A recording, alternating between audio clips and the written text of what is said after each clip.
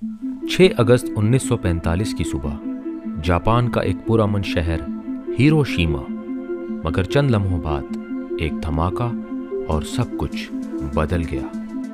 ये जंग अजीम दोम का वो लम्हा था जिसने दुनिया को हमेशा के लिए बदल के रख दिया। मगर सवाल ये पैदा होता है कि अमेरिका ने जापान पर एटम बम क्यों गिराया?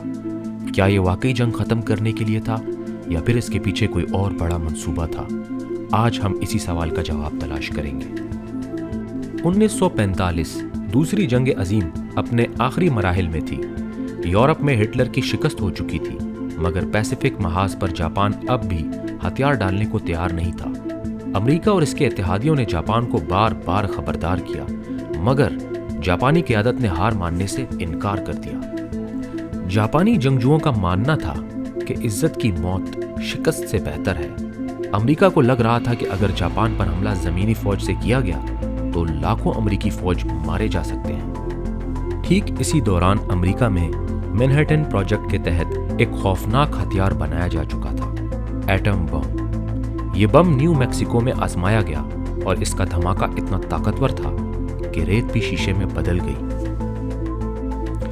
ओपनहाइमर का मशहूर जुमला, now I am become death the destroyer of worlds, इस बम को लिटिल बॉय और फैट मैन का नाम दिया गया।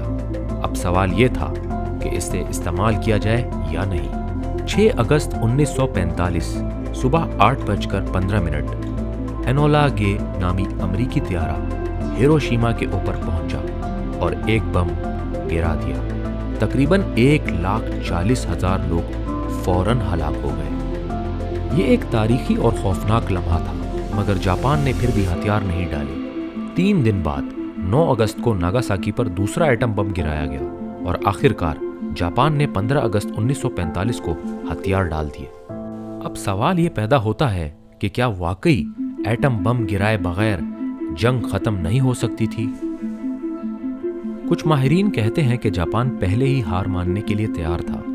दूसरों का मानना है कि यह हमला सोवियत यूनियन को एक ताकतवर पैगाम देने के लिए किया गया था। कुछ लोगों का कहना है कि यह अमेरिका की नई एटमी ताकत की आजमाइश थी। नाजरीन, ये एक ऐसी जंग थी जिसने दुनिया को हमेशा के लिए बदल दिया, मगर आज भी एटमी हथियारों का खतरा मौजूद है। अगर दुनिया ने तारीख से सबक ना सीखा तो शायद एक और खतरनाक जंग हमारे दरवाजे पर खड़ी होगी। तो दोस्तों, क्या आप समझते हैं कि अमेरिका ने सही फैसला किया था या फिर ये एक गैर ज़रूरी कत्ले आम था? अपनी राय कमेंट्स में ज़रूर दें। अगर आपको ये वीडियो पसंद आई हो तो इसे लाइक करें, सब्सक्राइब करें और बेल आइकन दबाएं ताकि मज़ीद तारीखी और तज्ज़ियाती वीडियोस आप तक पहुंच सकें। अपना ख्याल रखिएगा।